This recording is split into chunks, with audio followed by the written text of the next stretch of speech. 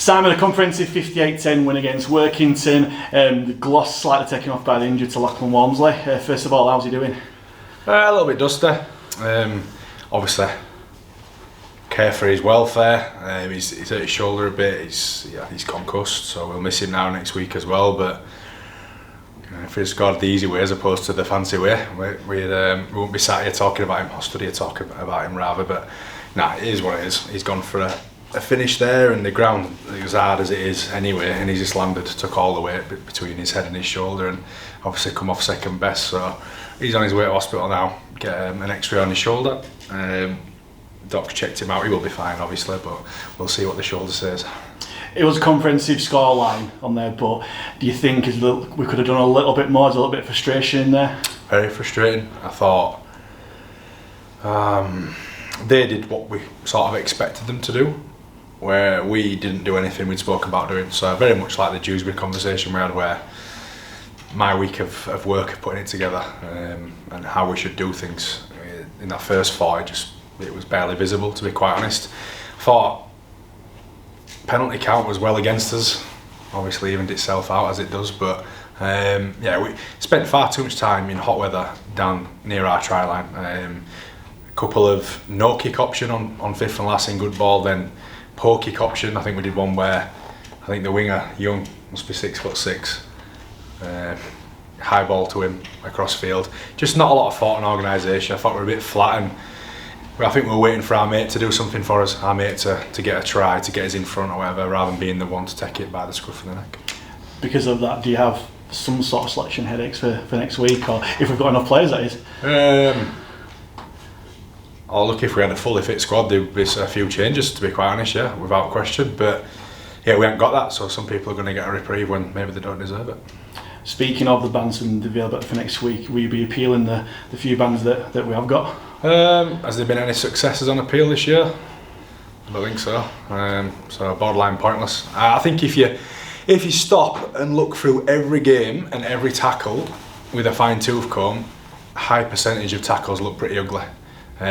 On the day, I don't think Kavanagh's a penalty. I don't think Matty G's first one's a penalty. Maybe he gets one on the second time he hits someone late for, be careful what I say, but listen, people are playing game out there. If you lay on ground long enough, you'll get some attention, and if you shout loud enough, you'll get attention. So disappointing on that front, but it is what it is. The only one I think that's worth a conversation is the tip tackle one for Kev. I thought, listen, it might not change anything, but I think at 130 kilos or whatever he is, he can go down on his own terms whenever he likes. Poorly. I don't think on a long lever, getting into physics here, but I don't think Kev can generate that sort of speed for him to turn around and land how he did. It's something that's crept into the game in my eyes. That's my opinion. But we'll see how we go over it. I won't hold my breath. Saw a few players rested today, Murray, Tangata and others that I can't think of right now. Were they just rested for next week, or are they Yeah, definitely. So Adam and Diz have played every game in the middle of the field, played decent minutes in the majority of them as well. And if you can't rest people against the bottom of the table team, I don't know when you do rest them. We plan to rest Adzi against Dewsbury as well, but for changes in the lead up to that.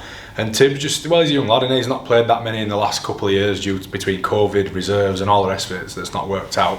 And obviously he didn't crack our team last year, so he's been going well. So let him have a week off, freshen up a little bit, and hopefully, hit the ground running now when he comes back into the team next week.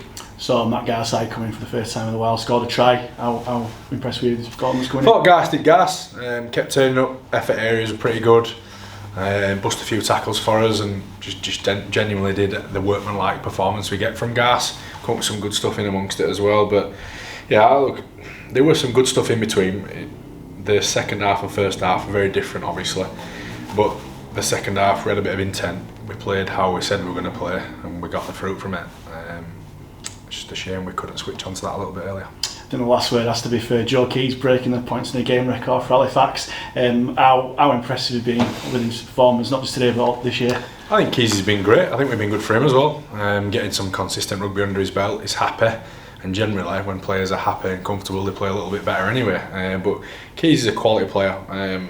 Hopefully he's here for the long term, and and we can keep watching that in, you know, week on week, and hopefully he can beat that at some point. But yeah, he's been really good for us, leading us around, been playing smart, developed some good relationships this year, which hopefully we can see, you know, we can see at the end of the year when we get, and hopefully we get all our numbers back, you know, next few weeks, bar Titus. We can see a bit more of that, but yeah, he's been great for us and he deserves that. He's kicked really well, the consistency of his kicking. I don't know, we don't do kick percentage or anything for a stat at Championship. We don't have the luxury of Super League's numbers, but yeah, I bet he'd be up there. He hasn't missed many this year, so that's going to be a big factor at some point in a game that we need to win, and he'll be slotting it over for us as well. We've got some really important games coming up, obviously London next week, potential banana skin, Bradford at the Bash, and then obviously we've got playing a few teams around us. How important is it to keep this momentum going? I know you said that today was a little bit of a frustrating blip, but is it back on the horse next week? I think every time we speak, Mike, whether it's you or Rick, everyone's a banana skin. Everyone's a banana skin. Is that because we're going well, and if they're below us they count as a banana skin? I don't know. I think we'll just treat everyone with the respect they deserve. London they've done it tough. You know, they've probably got a few things wrong, and their owners looking to rectify that, and they've got a decent team down there, and they're finding a little bit of form as well, as Bradford found on was that yesterday? Saturday, yeah, yesterday. So yeah, tough one. We won't have that many bodies to pick from either, so it'll be sleeves up, get down there, get the job done.